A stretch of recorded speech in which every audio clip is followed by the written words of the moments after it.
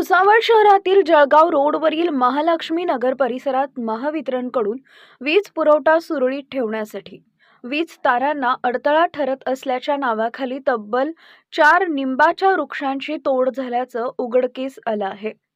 प्रसंगी वीज तारांना अडचणीच्या ठरणारी झाडे व फांद्यांची तोडणी करताना वृक्ष प्राधिकरण समितीची पूर्व परवानगी न घेणे तसेच तोडलेल्या फांद्या रस्त्यावरच टाकल्यानं महावितरण विरोधात कारवाईची मागणी पर्यावरण अभ्यासक व वृक्षप्रेमी यांनी केली आहे।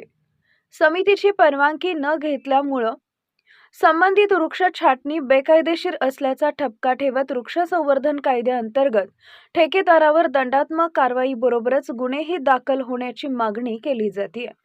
नियमानुसार पालिका क्षेत्रात कोणताही वृक्ष तोडण्यासाठी तसेच साधी फांदी छाटण्यासाठी वृक्ष संरक्षण व संवर्धन महाराष्ट्र नागरिक क्षेत्र झाडांचे जतन अधिनियम कायदा 1975 व सुधारणा अधिनियम 2021 नुसार वृक्ष प्राधिकरण समितीची परवानगी घेणं क्रमप्राप्त आहे। तशी परवानगी न घेता वृक्षांची तोड केल्यास त्यास अवैध मानून दंडासह पोलिसात गुन्हा दाखल करण्याची तसेच 1 वर्षाच्या कारावासाची तरतूद आहे।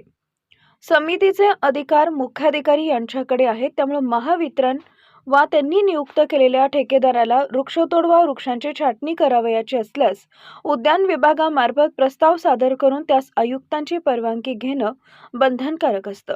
मात्र पालिकेची पूर्व परवानगी न घेता वृक्षतोड नियमानुसार न झाल्यास किंवा बेकायदेशीरपणे झाल्यास पर्यावरण प्रेमींकडून कारवाईची मागणी होतीये।